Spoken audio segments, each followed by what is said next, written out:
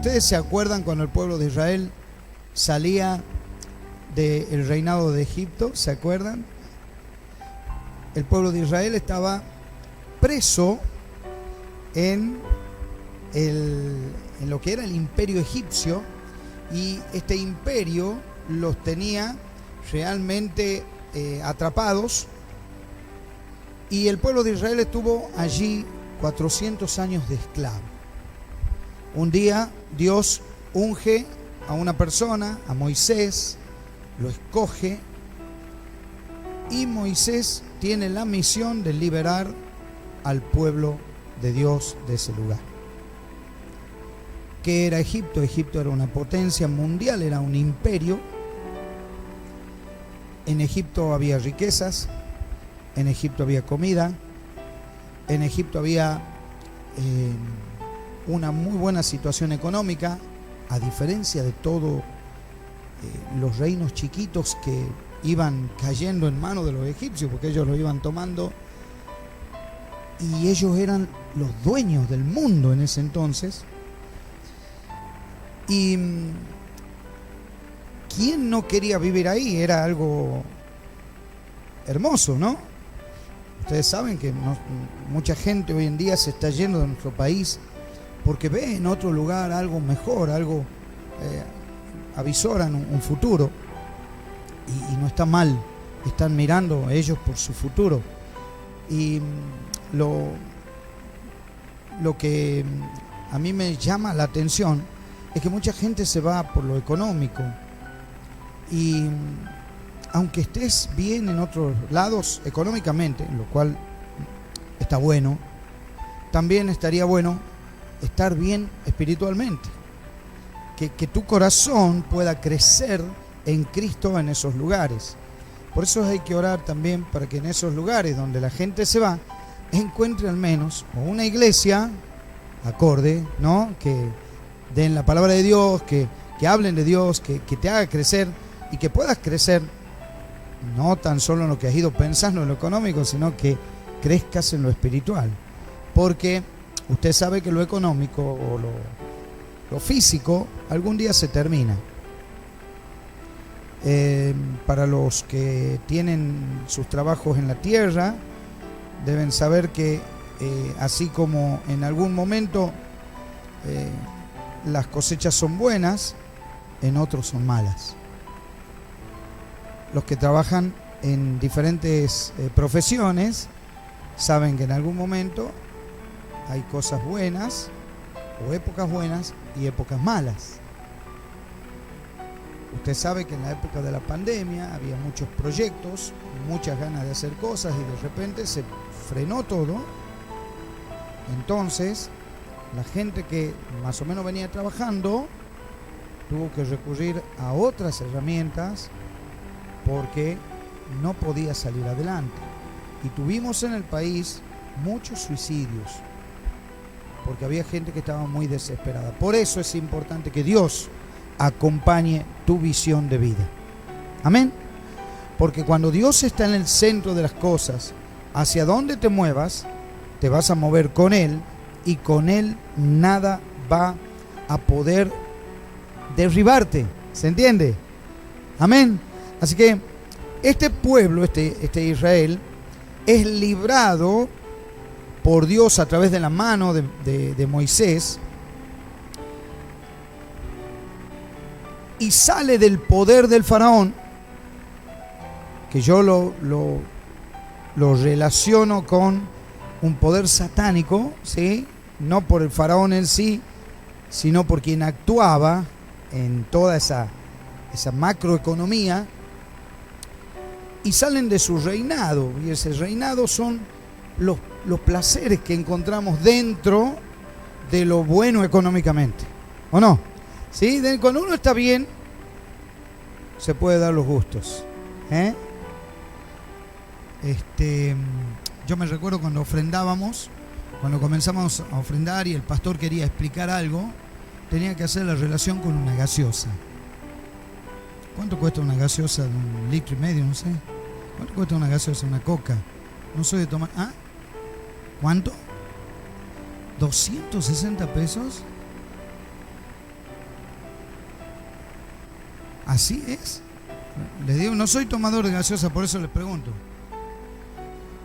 Bueno, pero vos fíjate que a veces, cuando vamos al arca de las ofrendas, hay hermanos que no llegan a poner esa cantidad, pero sí a comprar una gaseosa. ¿Está aquí conmigo? Haga la relación. No estoy hablando del que no puede, ¿no es así? Porque el que no puede comprar la gaseosa tampoco, me imagino. Ahora, ¿qué pasaba con ellos? Se habían acostumbrado de alguna manera a estar bajo esa situación. Cuando salen de la tierra de Egipto, ¿qué habían visto? El poder de Dios. Cuando tenían hambre, ¿qué cayó del cielo? El maná. Cuando tenían que escapar de los enemigos, ¿qué pasó con ese mar? ¿Qué pasó? ¿Qué pasó en el Mar Rojo? Se dividieron las aguas, pasaron por allí. Cuando fueron los egipcios detrás de ellos, Dios volvió a cerrar el mar. ¿Es el poder de Dios o no? Miren, ¿qué más? Cuando tenían sed y querían destituirlo a Moisés porque tenían mucha sed. Usted sabe que cuando uno no toma agua, la cabeza se pone muy mal. ¿Y de dónde brotó el agua? De una roca, de una piedra. Muy bien. Se ve que la han leído a la historia.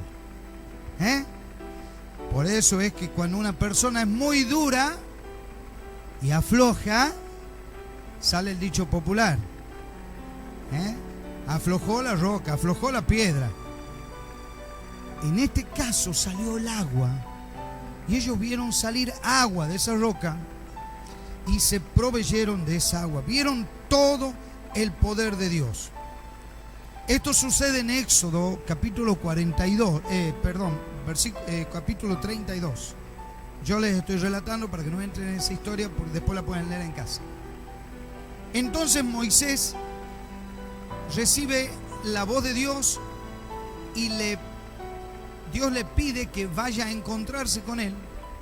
Y en el monte Dios le empieza a dictar las famosas leyes o 10 mandamientos que todos conocemos, o al menos que todos hemos escuchado hablar. Cuando va al monte, demora en volver hacia el pueblo, y el pueblo estaba esperándolo. Entonces, en esa impaciencia de que no volvía el pastor, se les había ido el pastor, le dicen a Aarón. Aarón era la mano derecha, era el levita, era un copastor, si ustedes le quieren llamar, yo para relacionarlo. Y le dicen: hacenos un Dios, porque necesitamos adorar a Dios. Entonces este hombre llamado Aarón no sabe qué hacer, tiene miedo al pueblo y pide oro. Y los israelíes comienzan a sacarse el oro, las joyas, todo, y hacen un becerro de oro, un ternero de oro. Bueno, imagínense, a esa estatua comenzaron a adorar como si fuera Dios. ¿Usted me está siguiendo? ¿Me está siguiendo el relato? Han cambiado la imagen del Dios incorruptible por algo que no escucha, no siente, no tiene sentimientos, y por algo que no les va a contestar absolutamente nada. ¿Por qué?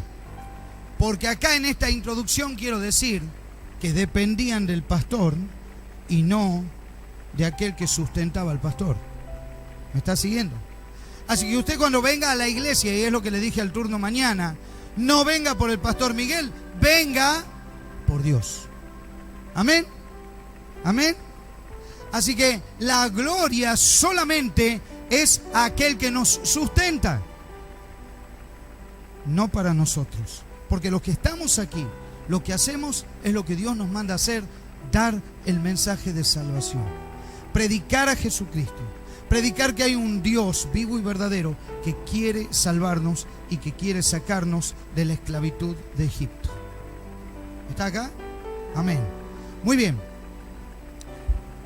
Voy a ir al primer punto. Este es el tema atraídos por su presencia. Y me voy a ir al capítulo 33 de Éxodo y voy a leer el verso 1 hasta el 5, hasta el 6 lo voy a hacer. El Señor le dijo a Moisés: váyanse. Esta es la versión Nueva Traducción Viviente, para los que tienen Reina Valera o si están leyendo esa, es la misma traducción. Usted sabe que el español, el castellano, se va actualizando y el idioma actualiza. No es que cambia la palabra, sino que el idioma se actualiza. El Señor le dijo a Moisés: váyanse tú y el pueblo que sacaste de la tierra de Egipto, suban a la tierra que juré dar a Abraham, Isaac y Jacob. A ellos les dije: daré esta tierra a sus descendientes. Enviaré un ángel delante de ti para expulsar a los cananeos, los amorreos, los hititas, los fereceos, los heveos y los jebuseos. Después voy a leer un poco más de esto, pero ahora quiero ir al punto. Seguimos, verso 3. Suban a la tierra donde fluyen la leche y la miel. Sin embargo, yo no los acompañaré porque son un pueblo terco. Epa, ¿qué ha pasado aquí? Son un pueblo terco y rebelde. Si lo hiciera, seguramente los destruiría en el camino. Cuando los israelitas oyeron estas palabras tan duras, hicieron duelo y dejaron de usar joyas y ropa fina. Pues el Señor había dicho a Moisés que les dijera: ustedes son un pueblo terco y rebelde. Si yo los acompañara, aunque fuera un solo instante, los destruiría en el camino. Quítense las joyas y la ropa fina mientras decido qué hacer con ustedes. Dura la palabra, ¿no? Y el 6 dice: así que desde el momento que partieron del monte Sinaí, los israelitas dejaron de usar joyas y de ponerse ropa fina. ¿Ustedes me pueden explicar cómo se ponían ropa fina en el desierto?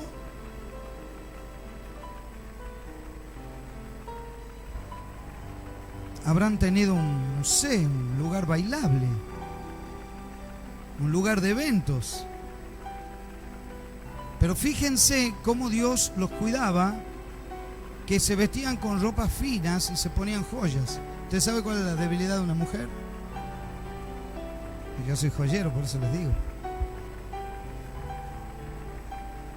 ¿Entiende? ¿Cómo hacían para vestirse bien y ponerse joyas?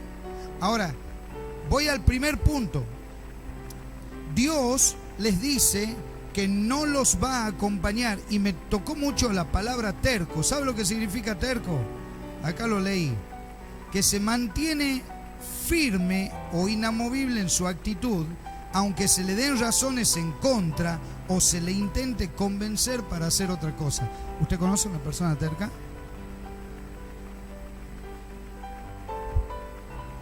¿Sí? Hay duros, ¿no? Y duras también, ¿o no? Duras y duros, ¿o no? ¿Qué están pensando en la casa?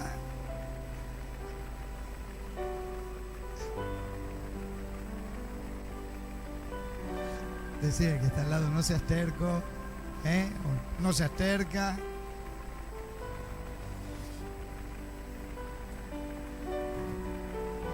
Así que el Señor les dice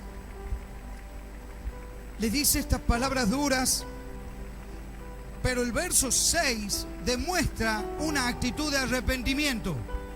Amén. Dice que ellos, desde ese momento que partieron del monte Sinaí, dejaron de usar joyas y de ponerse ropa fina, porque se olvidaron de todas esas cosas y dijeron: ¿para qué nos ponemos estas cosas? Porque todo es externo y Dios mira el corazón, no lo que está afuera. ¿Va entendiendo el mensaje? Dios mira lo que tenés dentro, no mira lo que tenés fuera. Dios mira cómo es tu actitud hacia Él, y esa actitud viene desde adentro hacia afuera. ¿Lo vamos entendiendo? Bien. Ustedes, si ustedes ven que voy rápido, me dicen: pastor, pare un poquito. Pare un poquito. Ahora miren lo que dice la palabra de Dios. En el verso 6 también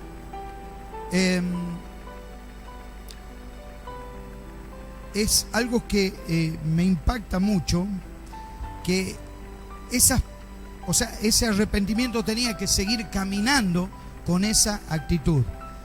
Y cuando vemos más adelante, no estaba impresa esa actitud. Entonces, ¿qué hace Dios? Verso 7. Verso 7. Moisés tenía la costumbre de armar la carpa de reunión a cierta distancia del campamento, y toda persona que quería hacer alguna petición al Señor iba a la carpa de reunión que estaba fuera del campamento. Miren esto que importante. Moisés tenía la costumbre de armar la carpa de reunión allí en ese lugar. Seguimos.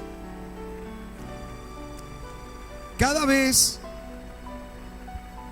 que Moisés se dirigía a la carpa de reunión, quiero que me siga, es muy importante, toda la gente se levantaba y permanecía de pie a la entrada de su propia carpa. Todos seguían a Moisés con la vista hasta que entraba en la carpa. ¿La carpa de qué era? La carpa de reunión. ¿Dónde tenía que estar la gente? ¿Adentro o afuera? Adentro. Pero ellos, ¿a quién seguían? Al hombre. Presten atención. Seguían al hombre. Quiero decirte, iglesia, que cuando nos acostumbramos a seguir a Dios, nada nos hace tambalear. Amén. Amén. Menos se va a desilusionar usted si un pastor cae en pecado, si un pastor trastabilla, porque usted viene por Dios. Y cuando usted está firme en Dios, la firmeza no se la saca a nadie. Es más, usted puede llegar a levantar al pastor caído. Mire lo que le digo. Amén. Seguimos. Cuando Moisés entraba en la carpa, la columna de nube descendía y se quedaba en el aire a la entrada, mientras el Señor hablaba con... ¿Saben cuánto era el pueblo de Israel en ese momento? Aproximadamente 2,5 millones de personas. Era la iglesia más grande del mundo.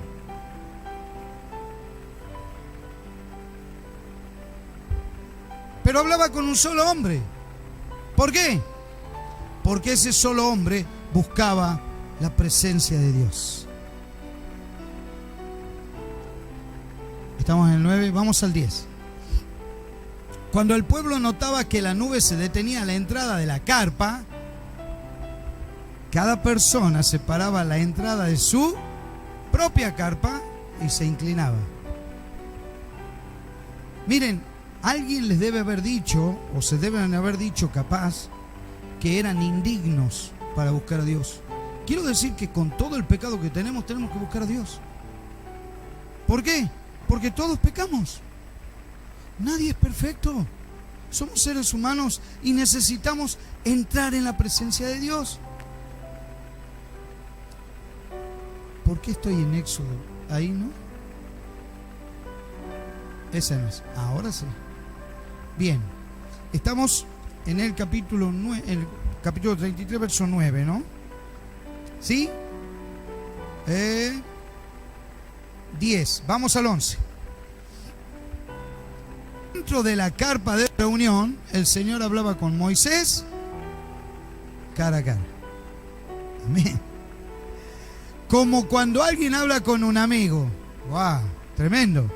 ¿No hablas con Dios como amigo? Amén. Amén. ¿Cómo tenemos que hablar con Dios? Como un amigo. Él nos comprende. Jesucristo vino a eso, a mostrar esa faceta de Dios.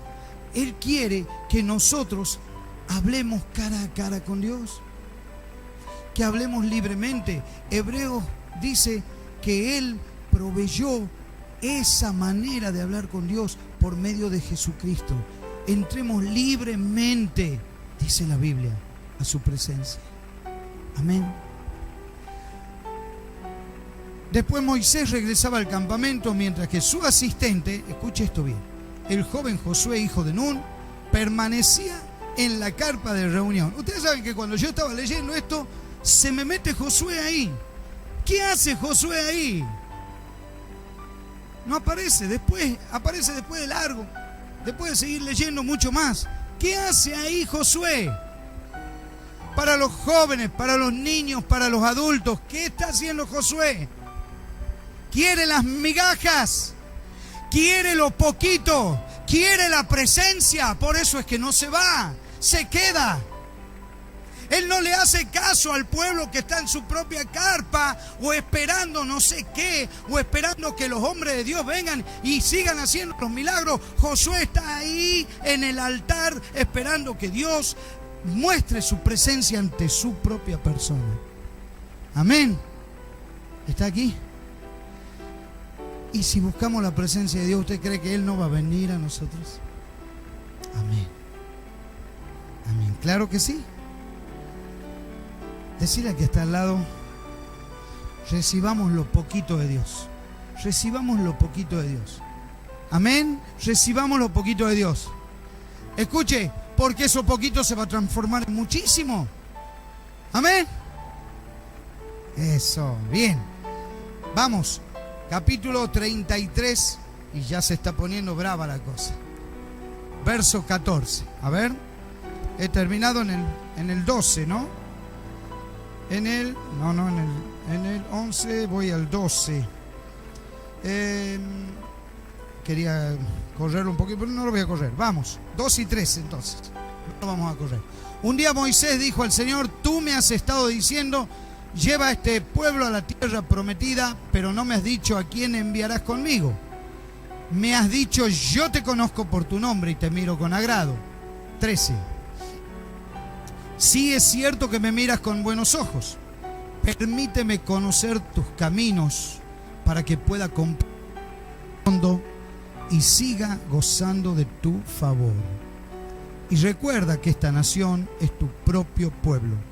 Miren lo que le dice Dios, lo que le dice Moisés a Dios. Ya que vos sos mi amigo, decime a quién vas a mandar conmigo para que me ayude.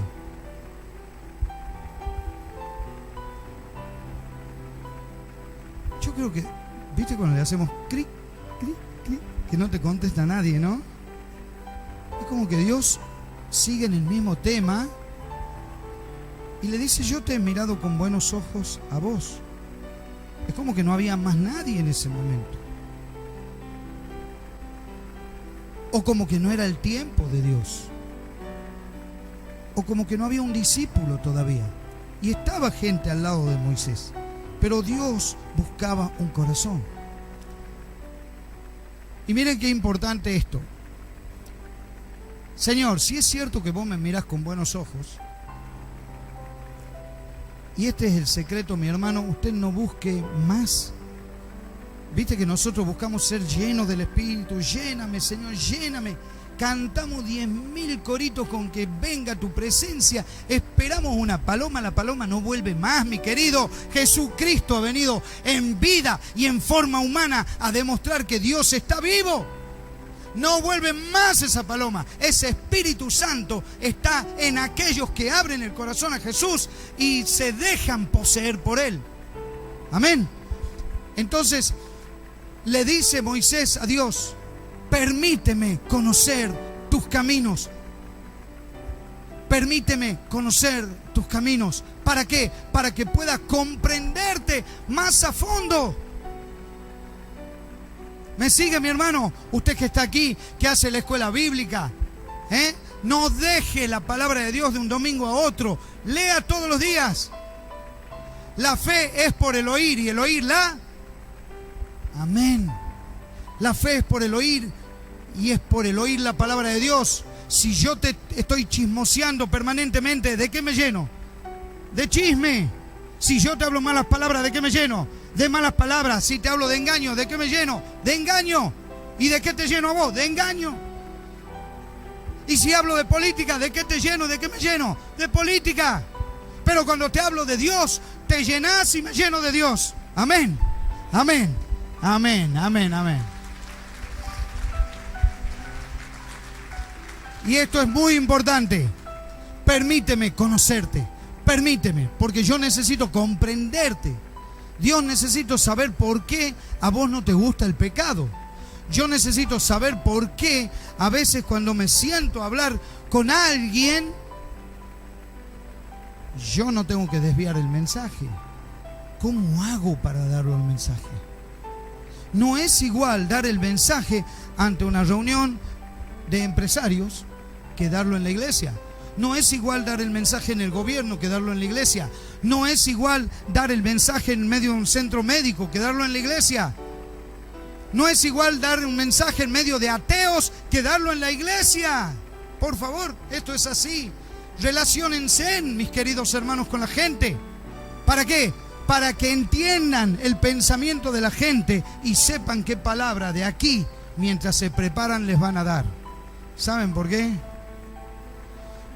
Porque nadie puede dejar de creer en Dios. Pueden querer negarlo, pero saben que hay un Dios. Si no, pregúntenle cuando va cayendo el avión o cuando están cerca de la muerte. Pregúntenle. Nadie deja de creer en Dios. Así que una palabra tenemos para nuestra sociedad. ¿Usted lo cree? Y estemos donde estemos. Estemos donde estemos. Estemos aquí, estemos en Paraguay, en Bolivia, en Chile, en España. Yo tengo mis padres, bueno, mi papá ya falleció, pero él es de nacionalidad siria. Y a ellos, bueno, las facciones religiosas son muy fuertes allá y los escupían a los cristianos. Cuando salían de la escuela, cuando iban a la iglesia, los escupían y otras cosas. Pero el mensaje de salvación siempre estaba en ellos. Ellos iban caminando con el mensaje de salvación. Cuando vinieron a la Argentina, el mensaje era más que fácil. ¿Por qué? Porque no era lo mismo aquí que allá. Pero en todos lados había que dar el mensaje. ¿Me entiende? Así que donde usted esté, el mensaje se da, porque el mensaje es para la salvación de todo aquel que no cree. Jesucristo ha venido a salvarnos, ha venido a buscar lo que estaba perdido, y eso somos nosotros. Amén. Muy bien, vamos rápidamente al verso 14. El Señor les respondió: yo mismo iré contigo, Moisés, y te daré descanso. Todo te saldrá bien, no te aflijas, todo te va a salir bien. Seguimos. Entonces Moisés dijo: si tú mismo no vienes con nosotros, no nos hagas salir de este lugar. La versión Reina Valera dice: si tu presencia no va conmigo, no quiero salir de este lugar. 16. ¿Y en qué se conocerá aquí que he hallado gracia en tus ojos, yo y tu pueblo, sino en que tú andes con nosotros y que yo y tu pueblo seamos apartados de todos los pueblos que están sobre la faz de la tierra? ¿Cómo se sabrá que me miras con agrado a mí y a tu pueblo si no vienes con nosotros? Pues tu presencia con nosotros es la que nos separa a tu pueblo y a mí de todos los demás pueblos de la tierra. ¿Van notando la palabra presencia? ¿Van notando la palabra presencia? Lo que separa a Dios de todos los pueblos es su propia presencia. Está entre el que lo busca y el que no lo busca. ¿Van siguiendo esto, no? ¿Sí? Seguimos. El Señor contestó a Moisés: ciertamente haré lo que me pides, porque te miro con agrado y te conozco por tu nombre. Saben que me impacta mucho esta parte. Seguimos. Moisés respondió: te suplico que me muestres tu gloriosa presencia. Van viendo la palabra presencia, ¿no? ¿Sí? Aquí nomás para simplificarlo un poquito. Quiero explicar esta parte de la presencia de Dios. Miren, la verdad que Jesucristo ha hecho una obra maravillosa en nuestra vida. Amén. Por eso es importante la iglesia, porque la iglesia es la casa de Dios. Y venimos a aprender de Él, y venimos a llenarnos de Él. Venimos a orar. Hay un grupo de oradores. Antes que me olvide, está por ahí Cacho con su grupo. Hay un grupo de oración que al final se juntan en aquella parte y espera a los que van a orar. Es muy importante que se queden a orar. Es muy lindo ese tiempo. O como decía el pastor Pablo, hay un buzón de oración ahí. Pero quiero hablar de esto, miren. Los judíos presenciaron el poder de Dios. Repetimos un poquito lo del inicio. ¿Presenciaron qué? El maná del cielo. Presenciaron el agua de la roca. Presenciaron la división de aguas. Presenciaron que sus vestidos no se quedaban viejos y que sus calzados no envejecían tampoco y que no se quemaban las plantas de los pies en el desierto. Presenciaron el poder de Dios. Pero quiero decirte que la presencia es mucho más que el don. El don es el poder, pero la presencia es Dios mismo. Si no hay presencia, el don es totalmente momentáneo y lo puede usar Satanás mismo. Escuchen bien, porque en las iglesias también pueden usar algunas personas que no tienen la presencia de Dios, pero tienen dones. ¿Me estás siguiendo? El don de la sanidad, el don de lenguas, el don de liberación, el don de milagros. Podemos tener todos los dones. El pastor puede tener todos esos dones, pero si no tiene la presencia de Dios, es momentáneo todo. Pero con la presencia de Dios, el pueblo tiene seguridad. Cuando hay presencia, hay firmeza. Cuando hay presencia, hay una convicción de que el mensaje está en vos y en mí. Y cuando hay presencia, nada te hace mover. Salmo 16:11, ¿quién se acuerda? En tu presencia hay plenitud de gozo. En tu presencia hay plenitud de gozo. Cuando hay presencia, hay de todo. Y cuando hay presencia, no te mueve nada. Amén. Así que decile, para la gloria de Él, para la gloria de Él, porque el don sin presencia es momentáneo. Podemos, una vez que somos liberados, yo he visto un montón de gente liberada. Yo he visto un montón de gente que van a las casas a orar, que les están haciendo trabajos, como dicen la gente. He visto a los pastores ir a ese lugar, hablar, liberar, pero cuando no hay presencia, se vuelve a la depresión, al desánimo, a la desesperanza, porque no tienen presencia. Han recibido el don, han recibido la sanidad, han recibido el poder, han visto el poder, pero no tienen presencia. ¿Me quedo aquí o sigo un poco más? Sigo. Yo tengo calor en este lugar. Por eso te digo una vez más que con la presencia de Dios, el Espíritu Santo va contigo. En su presencia hay plenitud de gozo. No hay secretos en la vida cristiana. Cuando nosotros aprendemos la palabra, nos llenamos. El Espíritu se llena.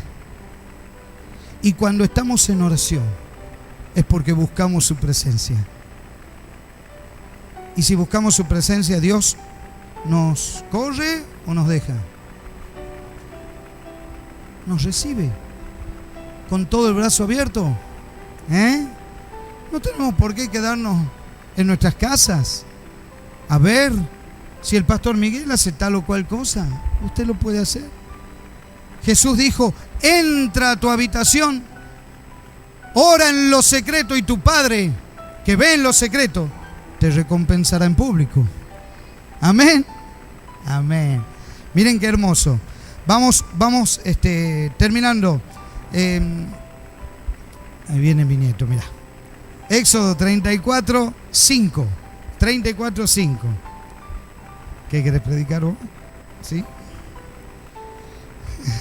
No, te falta un tiempito. Vamos. ¡Wow! Amén.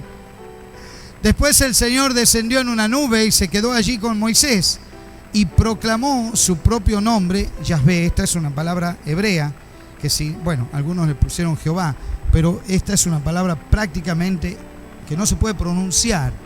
Y los judíos tenían mucho miedo cuando... Bueno. Amén. Los judíos tenían mucho respeto al hablar esta palabra, ¿no? Bueno, es un trabajito, te digo, predicar, no es así nomás. Seguimos, 6. El Señor pasó por delante de Moisés proclamando: Yahvé, el Señor, el Dios de compasión y misericordia, soy lento para enojarme y estoy lleno de amor inagotable y fidelidad. Amén. Esto para los que se preguntan: ¿y por qué Dios permite la guerra? ¿Por qué no está ahí en la guerra? Sencillo. Los gobernantes de este mundo no son Dios, ni se llaman Jesús. Y te mandan un misil y se empieza la guerra.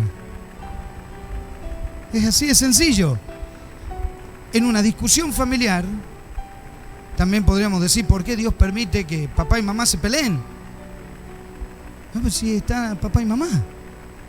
Si estuviera Dios en el medio, habría arreglo. ¿Usted lo cree o no? ¡Claro! ¡Claro que sí! Entonces, esas son cosas que el sistema nos pregunta, pero son preguntas medio fáciles de resolver. No se embrolla la cabeza. Porque Él, ¿cómo es? Lento para enojarse, lleno de amor inagotable y fidelidad. Amén. No está aquí, ¿no es cierto? ¿Se acuerda del diluvio? ¿Se acuerda del diluvio? ¿Qué dijo Dios después del diluvio? Nunca más volveré a hacer esto con la humanidad. ¿Saben por qué lo había hecho en esos momentos? Que algunos se preguntan: ¿por qué Dios ha matado tanta gente? ¿Saben cómo estaba la gente? Hacían orgías, violaban niños, violaban animales. Era tanta la maldad que Dios no podía ver eso. Y terminó con toda esa generación. Y solo un hombre, Noé y su familia, hallaron gracia ante sus ojos. Era tanta la maldad. Si usted ve maldad ahora, no se asombre, porque antes había muchísima también. ¿Se acuerdan cuando decimos los tiempos de antes eran mejores? No crea. No había tanta publicidad antes. No había tantos diarios. No había tanta comunicación. Y la Biblia dice: no digas los tiempos de antes fueron mejores. El presente hay que vivirlo. Para eso Jesucristo está con nosotros. Para eso Él está con nosotros y pone todo para que nosotros seamos felices. ¿Dónde estoy? Verso 7. Yo derramo amor inagotable a 1000 generaciones. ¡Wow! ¡Wow! ¿Cuántas generaciones estás viendo vos? Yo ya estoy viendo mi tercera generación. ¿Sería así? Después de mi papá, la primera. Yo la segunda, no. Tercera mis hijos y cuarta mis nietos. ¿Así sería? Vos sos papá, pero vení de tu papá. Primera, segunda, tercera. Estás viendo la tercera. Claro, la Pepa. ¡Guau! Vuelta en la cuarta. ¡Qué grande, maestro! Buenísimo. Escuchen. ¿Qué hacemos? ¿Esperamos las 1000 generaciones? ¿Saben por qué nosotros no esperamos las 1000 generaciones? Porque sabemos que Dios es fiel y va a bendecir a la generación que venga. Amén. Amén, amén. Muy bien. Perdono la iniquidad, la rebelión y el pecado, pero no absuelvo al culpable, sino que extiendo los pecados de los padres sobre sus hijos y sus nietos. Toda la familia se ve afectada, hasta los hijos de la tercera y cuarta generación. Esto sabe que era así, era una maldición generacional, pero ¿sabe quién la corta? Jesucristo en la cruz del Calvario. Cuando llegó Él, se terminaron las maldiciones generacionales. Amén. Así que cuando venga alguien y hable de generación de maldiciones, cuando venga alguien a decir que esa generación se recibe la maldición la otra, sí, está bien, pero cuando Cristo llega ya no hay más maldición. Amén. Porque en la cruz del Calvario Cristo hizo la paz entre el cielo y la tierra, entre vos y todos los que te rodean. Amén. Y nos reconcilió con Él y con nosotros mismos. Amén.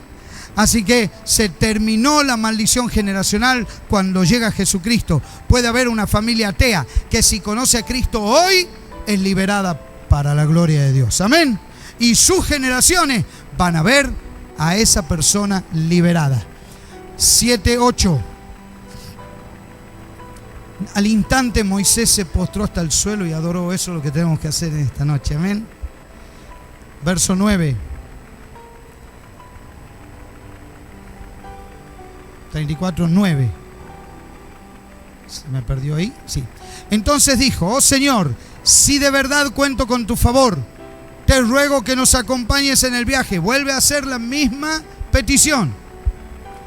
Es cierto que el pueblo es terco y rebelde, pero te pido que perdones nuestra iniquidad y nuestros pecados.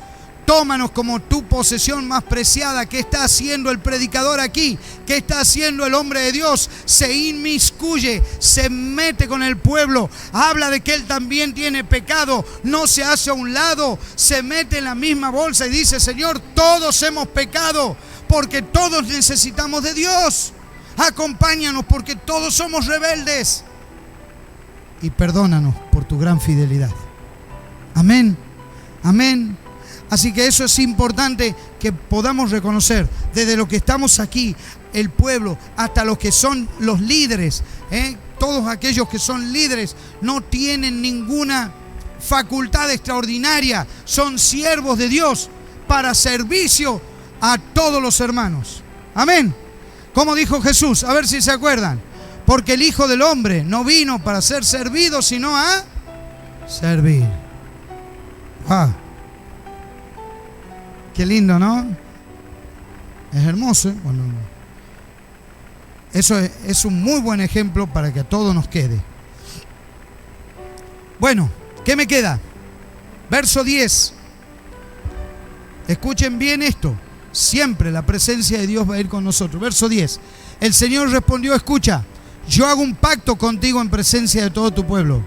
Realizaré milagros que jamás se han hecho. Los necesito los chicos de la música acá. En ningún lugar de la tierra ni en ninguna otra nación. Todos los que te rodean serán testigos del poder del Señor, el imponente despliegue de poder que yo haré por medio de ti. Decile al que está al lado: Dios nos va a utilizar con poder. ¿Lo cree? ¿Lo cree? Amén. Muy bien. Ahora bien, escuchen. Verso 12, con esto cierro. Ten mucho cuidado de no hacer tratados con los pueblos que viven en la tierra donde te diriges. Si los haces, seguirás sus malos caminos y quedarás atrapado. ¿Qué quiere decir esto? En todo lugar vamos a tener pornografía. En todo lugar vamos a tener engaño. En todo lugar vamos a tener algo de Satanás para salirnos de los pasos de Dios. Vamos a tener mentira, vamos a tener corrupción. Usted sabe lo que es la corrupción. La corrupción está enquistada en la sociedad. Les hago un solo ejemplo a ver si estamos todos metidos en esto. Vamos en el auto y nos paramos porque tenemos que hacer alguna diligencia y queremos seguir porque, bueno, tenemos que llegar a la casa, dejarlo al hijo, al nieto, o tenemos que llevarlo al colegio, no sé a quién. Y en lo que vamos a subir, todo lindo, hemos comprado un caramelo del kiosco y está el vial parado ahí al lado. Ahí está el barista. ¡Guau! ¿De dónde salió este muchacho? ¿Qué hacemos? ¿Le decimos que haga la multa o qué hacemos?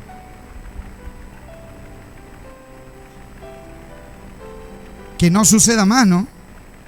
Nada de estar dando. No, es que no es lo correcto. Estoy haciendo alianza, tranza con el demonio. ¿Entiende? Que le hagan la multa. ¿Por qué? Porque la infracción es mía. Corta la bocha.